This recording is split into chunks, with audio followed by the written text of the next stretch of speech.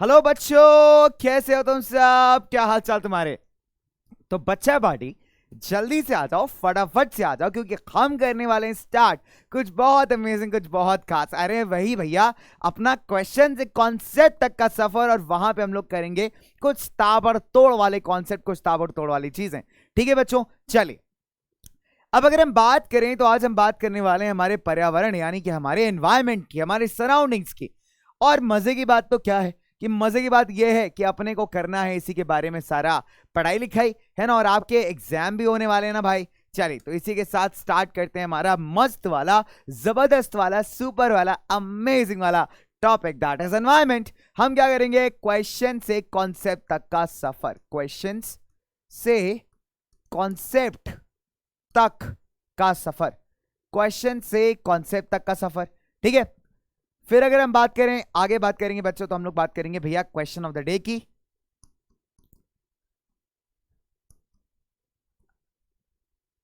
आगे हम लोग बात करेंगे बच्चों क्वेश्चन ऑफ द डे की। ठीक है, चले। तो इस दोनों के तरीके बच्चों, बहुत सिंपल सी बात है, इन दोनों तरीकों से, इन दोनों वेज से हम लोग समझेंगे हमारे कॉन्सेप्ट्स को। ठीक है प्यारे बच्चों, चलिए लेट्स गेट स्टार्ट।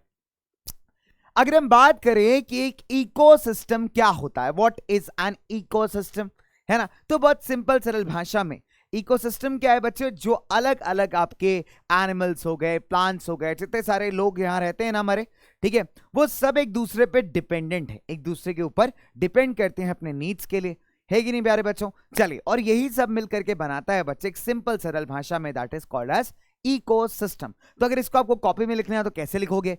देखिए, the system formed by interaction of living organisms with each other as well as their physical and chemical factors of environment, जहां पे वो रहते हैं, तो सबको क्या कहा जाता है मिला करके बच्चों? एक इकोसिस्टम, है ना। तो हम एक दूसरे के ऊपर अपनी जरूरतों के लिए, अपने नीड्स के लिए बहुत हद तक डिपेंडेंट होते हैं, है कि नहीं प्यारे बच्चों? चलिए आगे बात करते हैं।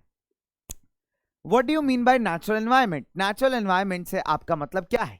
देखिए, नेचुरल एनवायरनमेंट का मतलब होता है जो आपके बेसिक कंपोनेंट्स हैं, जितने भी ऑर्गेनिजम्स हैं जो कि नेचुरली प्रेजेंट है किसी भी एनवायरनमेंट के अंदर। ठीक है, ठीक है बच्चों, बहुत सिंपल सी बात है। और नेचुरल से यहां मेरा मतलब है कि यहां पे कोई भी ह्यूमन इन्वॉल्वमेंट नहीं है यार। यहाँ पे बहुत सिंपल सी बात है, हम ह्यूमन बींग्स ने यहाँ पे कुछ भी कंट्रीब्यूट नहीं किया है।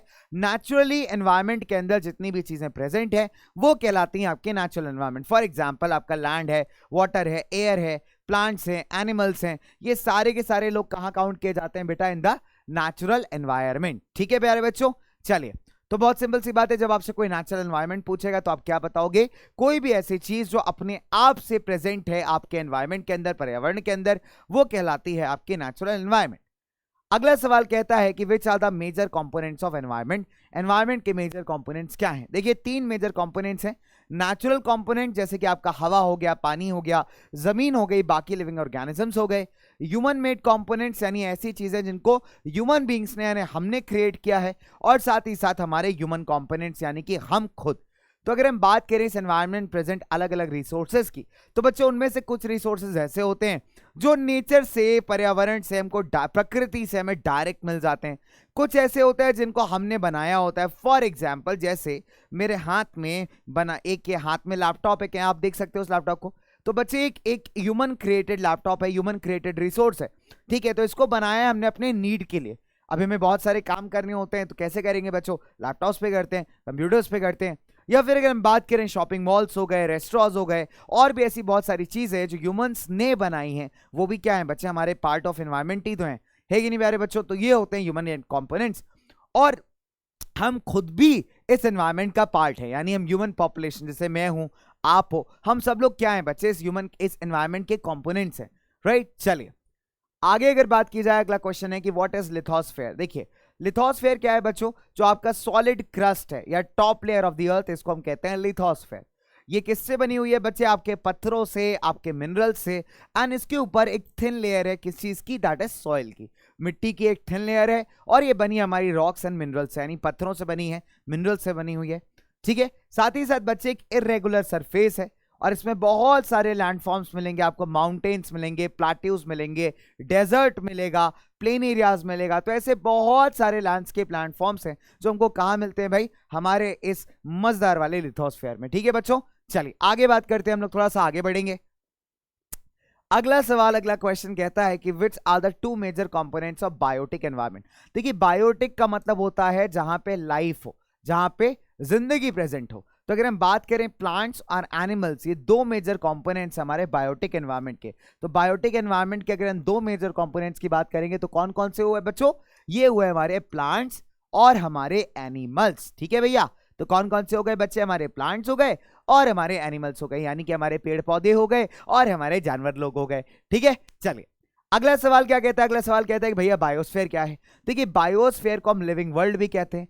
एक नैरो जोन है जहां पे आपका लैंड, वाटर और एयर तीनों आकर के मिलते हैं और जहां पे लाइफ मिलती है ना। कहने का मतलब है बायोस्फीयर वो जोन है जहां पे आपका हाइड्रोस्फीयर, लिथोस्फीयर और एटमॉस्फेयर तीनों कंबाइन करके लाइफ यानी जिंदगी को सपोर्ट करते हैं बच्चों, एक दूसरे से इंटरेक्ट करके, वो कहलाता है आपका बायोस्फीयर। ठीक है, तो जो आपके animal kingdoms, plant kingdoms, they together form up the biosphere. ठीक है, चलिए which is not a natural ecosystem? Desert, aquarium, forest. देखिए डेजर्ट नेचुरल है, फॉरेस्ट नेचुरल है, एक्वेरियम एक ऐसा है जो कि हमारा नेचुरल इकोसिस्टम नहीं है, क्योंकि एक्वेरियम को किसने बनाया? एक्वेरियम को हमने बनाया है।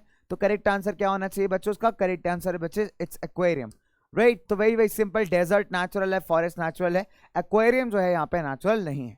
अगले सवाल की बात करेंगे, विच is not a component of the human environment.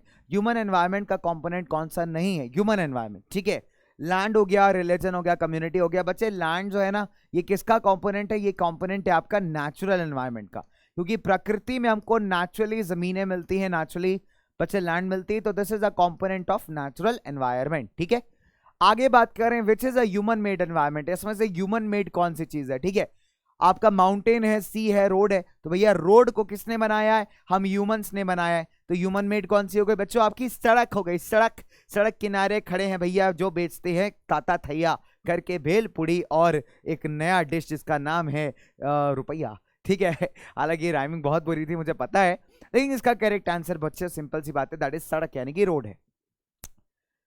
अगला सवाल कहता है कि which is a threat to the environment. इसमें से क्या चीज एनवायरनमेंट के लिए एक बहुत बड़ा डेंजर है? Growing plant, growing crops, growing population. बच्चे बढ़ती जनसंख्या, जितना ज्यादा जनसंख्या बढ़ेगी उतने ही उसके डिमांड्स बढ़ेंगे। अब जैसे भारत की जनसंख्या इतनी ज्यादा बढ़ रही है तो ज्यादा लोगों को खाने के लिए क्या चाहिए? ज्यादा खाना चाहिए, और ज्यादा खाना जब चाहिए होगा तो आपको ज्यादा अनाज उगाना भी पड़ेगा, क्रॉप्स ग्रो करने पड़ेंगे, जिसके लिए आप क्या करोगे? आप जंगल काटोगे। जब आप जंगल काटोगे तो भैया हमारे एनवायरमेंट को क्या होगा? नुकसान होगा। रहने के लिए भी तो ज्यादा जमीन चाहिए, उसके लिए भी आप क्या करोगे? जंगल काटोगे, यानी हमारे एनवायरनमेंट के इकोलॉजिकल बैलेंस को आप खराब करोगे और साथ ही साथ इतना सारा नुकसान हमारे पर्यावरण को करोगे। तो बढ़ती जनसंख्या बेटा एक अलार्मिंग सिचुएशन है हम सब लोगों के लिए। ठीक है, चलिए आगे बात करते हैं, लेट्स मूव फर्दर। भैया एक सुंदर सा प्यारा सा मैच द फॉलोइंग आ गया है, बड़ा मजा आता है। देखो मैच द फॉलोइंग ना मेरे को करने में तो बहुत मजा आता है। ये एक्चुअली सही बताऊं, क्लास 7-8 तक जो तुम लोग का क्वेश्चन पेपर पैटर्न होता है ना, बड़ा इंटरेस्टिंग होता है। फिल इन द ब्लैंक्स आ गए, ट्रू फॉल्स आ गए, मैच द फॉलोइंग आ गया, उसको ना खेलने में, उसके साथ खेलने में बहुत मजा आता है। तो ना पेपर के साथ भी ना बच्चे ऐसे मतलब एकदम समझ जाया करो, it's like a game, right. आप ऐसा गेम है, ऐसा क्विज खेल लो तो क्विज, और आगे अभी आओगे तो यहाँ थोड़ा सा क्वेश्चन आंसर ना बहुत बोरिंग बोरिंग हो जाते हैं, है ना। अभी तक तो 7th-8th तक तो मस्त रहता है, match the following, true false, fill in the blanks. तो तुम लोग भी एंजॉय किया करो पेपर को भाई, तभी मजा आएगा, सीरियसली बता रहा हूं आपको। ठीक है, चलिए तो भैया कहता है बायोस्फीयर क्या है। देखिए बायोस्फीयर क्या है? नैरो जोन है जहां पे लैंड, वाटर और एयर इंटरेक्ट करते हैं, तो पहला तो हमने यहां मिला दिया। एटमॉस्फेयर क्या है? एटमॉस्फेयर सिंपल है, blanket of air that surrounds the earth.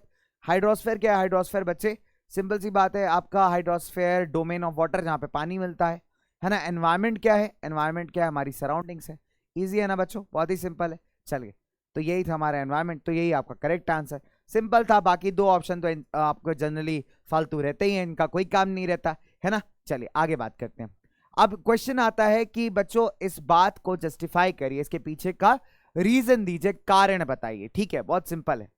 Question कहता है कि man modifies the environment. Modification का मतलब होता है किसी प्रकार का चेंज इंट्रोड्यूस करना। ठीक है, किसी प्रकार का बच्चों चेंज इंट्रोड्यूस करना। तो मॉडिफाई का मतलब होता है एनी काइंड ऑफ चेंजेस, किसी प्रकार के बदलाव।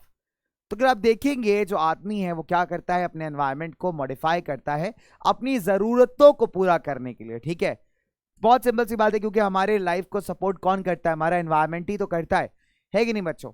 भाई आदमी क्या करता है? घर बनाता है, उस इंडस्ट्रीज बनाता है, काम करने के लिए घर बनाता है, रहने के लिए, ठीक है बच्चों। साथ ही साथ जो हमारा मिनरल वेल्थ है उसको भी हम लोग निकालते हैं ना, गोल्ड सिल्वर कहाँ से आता है, जमीन के अंदर से तो आता है, नेचर में तो प्रेजेंट है ना। तो ह्यूमंस ने जो फॉसिल्स हैं उनको अपने डेवलपमेंट के लिए यूज किया है। जैसे फॉसिल्स में फॉर एग्जांपल हमारा कोल हो गया, पेट्रोलियम हो गया, है ना। इसको और डिफाइन कर लेते हैं। फॉसिल्स की अगर हम बात करेंगे तो हमारे पास क्या होगा, हमारा कोल हो गया, हमारा पेट्रोलियम हो गया।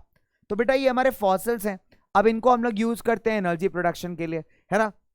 लेकिन साथ ही साथ अगर आप देखोगे तो हमने क्या किया है कि अपने डेवलपमेंट के लिए इन सारी चीजों को निकाल के यूज करना स्टार्ट कर दिया है और इकोलॉजिकल बैलेंस की बैंड बजाती है। साथ ही साथ अगर आप देखोगे हमने जानवरों के घर भी छीन लिए, हमने उनके हैबिटेट्स पे कब्जा कर लिया, है ना, क्योंकि हम चाहते हैं कि हमें मैक्सिमम चीजें मिले, और जो कि कहीं ना कहीं बहुत ही सेल्फिश अप्रोच है कि नहीं प्यारे बच्चों। चलिए तो इसी के साथ हम लोग आगे बढ़े जाते हैं।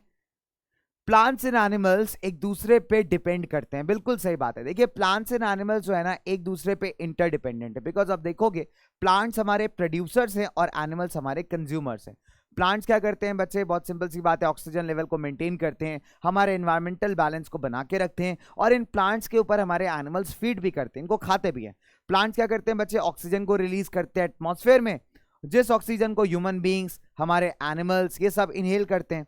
साथ ही साथ हम लोग क्या रिलीज करते हैं बच्चे, हम लोग रिलीज करते हैं कार्बन डाइऑक्साइड, जो कि प्लांट्स को उनके खाना बनाने में, खाने को प्रोड्यूस करने में बहुत ज्यादा हेल्प करता है ना बच्चों। तो जो प्लांट्स ऑक्सीजन रिलीज करते हैं, एनवायरमेंट के अंदर हम कहते हैं ना पेड़ लगाने चाहिए, पेड़ ऑक्सीजन रिलीज करते हैं, तो बेटा ये पेड़ क्या करते हैं, ऑक्सीजन रिलीज करते हैं, जिसको हम लोग इनहेल करते हैं। हम लोग क्या करते हैं, गंदा गंदा CO2 रिलीज करते हैं, और ये CO2 कौन यूज करता है भाई, ये यूज करता है हमारे प्लांट्स, है ना। और प्लांट्स क्या करते हैं, CO2 को यूज करके अपना खाना बनाते हैं, अपना खाना प्रोड्यूस करते हैं, ठीक है।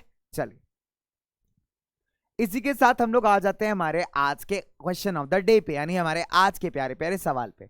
तो आज का सवाल बहुत आसान है, बहुत ज्यादा डिफिकल्ट आपसे नहीं पूछूंगा, तो क्वेश्चन ऑफ द डे बहुत इजी है। क्वेश्चन ऑफ द डे बस यही बताना है, define the following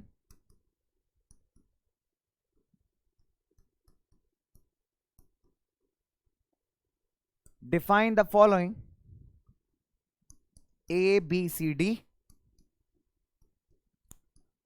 lithosphere, biosphere, hydrosphere, atmosphere.